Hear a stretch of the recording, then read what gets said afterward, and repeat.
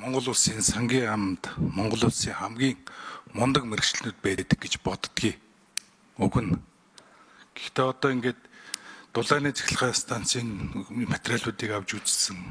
За шинэ цэглэгээ станцын өргөтгөл, нефтийн үйлдвэр, хиймэл дагуул маш олон юм хөнгөлөлттэй зээлийн хэлцээрүүд орж ирээд байгаа байхгүй юу.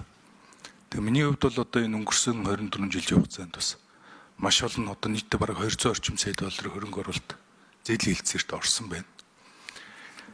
Гэтэл энэ засаг гэдэг бол өөрөө олон улс дандаа хөнгөлөлттэй зээл хамгийн баталгаатай сан. Баталгаа гаргаж зээлдэгч байдаг. Тэгээ энэ зээлүүдийг харахаар цайд нар бүгдээрээ ингээд энэ зээл нэн хөнгөлөлттэй эргэн төлөлт нь хойшлсон гэдэг халахвчтай. Гэхдээ яг ингээд харахаар дандаа нөгөө төслийнх нь өртгүүд нь дандаа 2-3 дахин өндөр.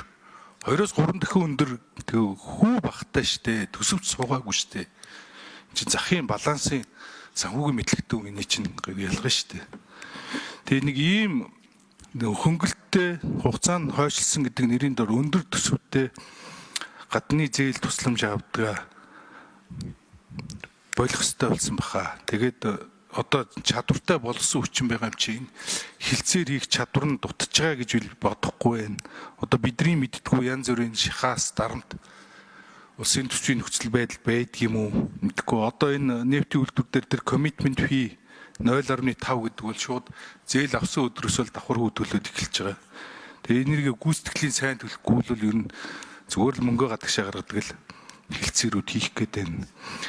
Одоо цаашдаа дахин ийм олон гадны зээл тусламжийн санхүүжилтийн өндөр өртөгтэй төслүүдийг оруулж ирэхийг багасгах байхаа гэж сангийн яамд хүсэж байна.